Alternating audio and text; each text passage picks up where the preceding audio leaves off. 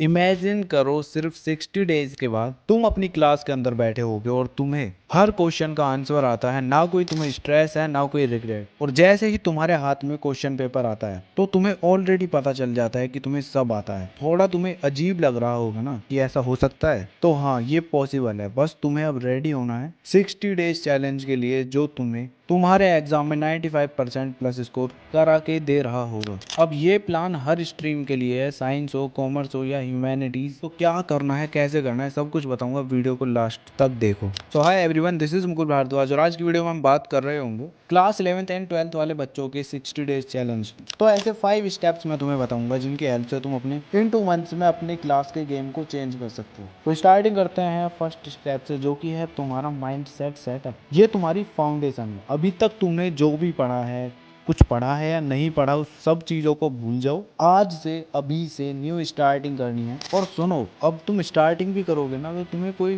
बड़ी टॉप चीज़ें तो करनी नहीं है। जो टॉपर्स करते हैं बस वही करना है। 3 चीज़ें फॉलो करो। एक तो तुम्हारा कॉन्सेप्ट क्लियरिटी होनी चाहिए, सेकंड तुम्हारा स्मार्ट रिवीजन होना चाहिए, और थर्ड तुम्हारा टाइम बाउंड प्रैक्टिस होनी चाहिए। तुम अगर इन 3 चीज़ों को 60 डेज के लिए अच्छे से फॉलो कर लेते हो ना तो तुम अपनी क्लास के टॉपर बन चुके हो, समझ लो। और बात रही स्टडी मटेरियल की, तो तुम्हारे पास सबसे पहले एनसीईआरटी होनी चाहिए, सेकंड तुम्हारे पास पीवाईक्यू होने चाहिए, और थर्ड तुम्हारे पास सैम्पल क्वेश्चन पेपर्स होने चाहिए। बस ठीक है। अब तुम्हें कोई ना तो एक्स्ट्रा बुक लगाने की जरूरत है, ना कुछ इधर उधर से फालतू की चीजें देखने की जरूरत है। पीवाईक्यूज और एनसीईआरटी तुम्हारे पास ऑलरेडी होंगी। सैम्पल क्वेश्चन पेपर्स के लिए तुम कहीं से भी कोई भी सैम्पल क्वेश्चन पेपर ले सकते हो। अगर तुम्हें same to same board exam वाली फील चाहिए ना तो उसके लिए लोगे तुम फिजिक्स वाला का ये सैम्पल क्वेश्चन पेपर। सबसे यूनिक होने वाला है ये तुम्हारा। वो कैसे आओ बताता हूँ। देखो, इसके अंदर सबसे पहले तुम्हें मिलेंगे फ्रीक्वेंटली आस्क्ड क्वेश्चन, उसके साथ exam ready answering template that score, और उसके साथ साथ सीबीएसई 2025 कॉम्पिटेंसी बेस्ड फॉर्मेट तो तुम्हें इसके अंदर मिलेगा ही। और रिवीजन के लिए शॉर्ट नोट्स यानी चीट सीट तुम्हें इसके अंदर मिल रही होगी। और बोनस के तौर पर 111 मोस्ट प्रोबेबल क्वेश्चंस जो कि एनालाइज्ड एंड सिलेक्टेड पीवाईक्यूज से हैं। अगर एग्जाम से एक दिन पहले रिवीजन करना है तो इनको कर लो, बस इनफ है। और क्वेश्चंस के जो सॉल्यूशंस है ना, उनमें आंसर राइटिंग पर बहुत ही अच्छे से ध्यान दिया गया है। तो इतना कुछ तुम्हें और किसी सैंपल क्वेश्चन पेपर में नहीं मिलने वाला। और मेरी मानो तो अभी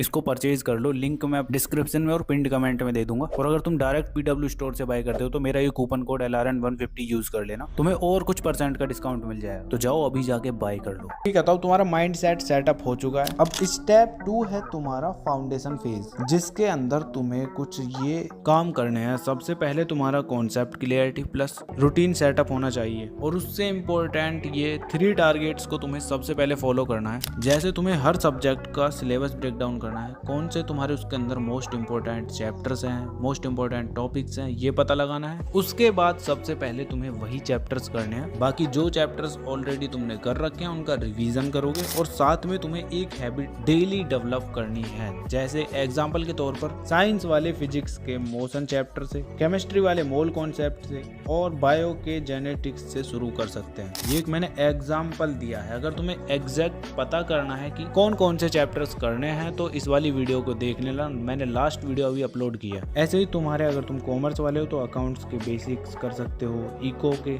स्टैटिस्टिक्स वाले चैप्टर को कर सकते हो, बिजनेस स्टडी के फंडामेंटल्स कर सकते हो। मतलब मेन बात यह है कि तुम्हें डेली रूटीन को फॉलो करना है, टारगेट्स बनाने हैं, उनको फॉलो करना है। बस यही तुम्हारा हैबिट डेवलपमेंट में आता है। तो इस स्टेप का सिंपली तुम्हारा ये मतलब था कि पहले तुम्हें अपने चैप्टर्स को देखना है, उनका सिलेबस का ब्रेक डाउन करना है, कौन कौन से चैप्टर्स तुम्हारे इंपॉर्टेंट हैं, कौन से टॉपिक्स तुम्हारे इंपॉर्टेंट हैं, ठीक है, उनको करना है। और उसके साथ साथ तुम्हें अपनी डेली हैबिट बनानी है स्टडी करने की, डेली अपने आप को टारगेट्स देने हैं। बस इतना तुम्हें करना है। ये तुम्हारा फाउंडेशन फेज हो चुका है। अब तुम्हें आगे और क्या क्या करना है वो तुम्हें 3rd स्टेप, 4th में और 5th में पता चलेगा। तो जैसे ही तुम्हारी फाउंडेशन स्टेज कंप्लीट हो जाती है तो उसके बाद तुम्हारी 2nd फेज चालू होती है स्टेप 3 के अंदर, जिसके अंदर तुम्हें नोट्स बनाने हैं और साथ में प्रैक्टिस करनी है। अब चाहे तुम फिजिक्स पढ़ रहे हो तो फिजिक्स के तुम फॉर्मूला नोटबुक बनाओगे, और थ्योरी एंड डेरिवेशंस की अलग से एक नोटबुक बनाओगे। अकाउंट्स के अंदर तुम जर्नल एंट्रीज फॉर्मेट बनाओगे। ऐसे ही पॉलिटिकल साइंस के अंदर कीवर्ड्स एंड थिंकर्स, इनको रेडी कर रहे होगे। ऐसे इकोनॉमिक्स के अंदर तुम डायग्राम्स एंड डेफिनेशंस को कंप्लीट कर रहे होगे। मतलब सभी के नोट्स बना रहे होगे इस तरह से, ठीक है। और नोट्स बनाने के साथ साथ तुम्हारी प्रैक्टिस तो चलेगी। प्रैक्टिस किससे करोगे तुम? PYQs और सैंपल क्वेश्चन पेपर्स की हेल्प से। अब सैंपल क्वेश्चन पेपर तुम्हें डेली नहीं लगाना, हफ्ते के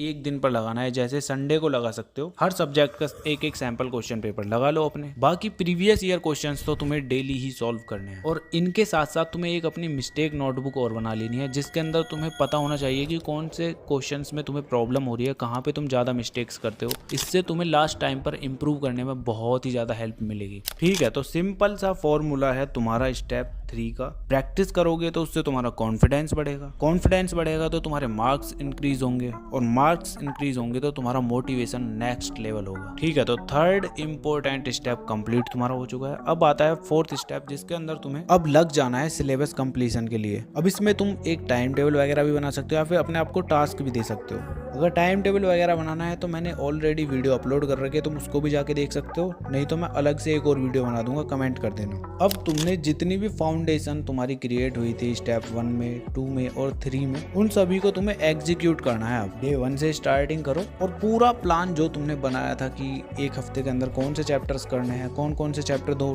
महीने में कंप्लीट कर लेना है, उसको अच्छे से एग्जीक्यूट करो बस। अब तुम इस पूरे प्लान को अच्छे से एग्जीक्यूट कर ही रहे होगे, लेकिन एक प्रॉब्लम होगी जिसका सॉल्यूशन तुम्हें 5th स्टेप में मिलेगा। अब ये प्रॉब्लम है तुम्हारी बार बार चीजों को भूल जाना। अब जैसे ही तुम 60 डेज चैलेंज में लग जाओगे तो तुम्हारा ये फुल स्प्रिंट मोड हो जाएगा स्टार्ट। तुम नए नए चैप्टर्स को पढ़ते जाओगे, लेकिन बाद के चैप्टर्स का रिवीजन ही नहीं करोगे। अगर तुमने रिवीजन ही नहीं किया तो तुम सब कुछ भूल जाओगे और फिर कुछ याद नहीं आने वाला। तो यार तुम्हें रिवीजन भी करते रहना है। कैसे? अपने नोट्स के थ्रू करते रहो। जो तुमने मिस्टेक नोटबुक बनाई थी उसको ओपन कर लो, उसमें देख लो क्या क्या चीजें तुमने गलत की थी। अपने वीक एरियाज को एनालाइज कर लो बस। और जैसे ही तुम्हारे 60 डेज कंप्लीट हो जाते हैं तो तुम्हें डेली सैंपल क्वेश्चन पेपर या मॉक टेस्ट लगाने ही लगाने हैं। अदरवाइज मैंने तुम्हें बताया था कि 7 डेज के अंदर तुम्हें एक सैंपल क्वेश्चन पेपर जरूर लगाना है। इस चीज से तुम्हारी आंसर राइटिंग भी इंप्रूव होगी और साथ के साथ तुम्हारा रिवीजन भी होगा। बिकॉज चाहे तुम कितने भी बड़े पढ़ने लिखने वाले बच्चे हो,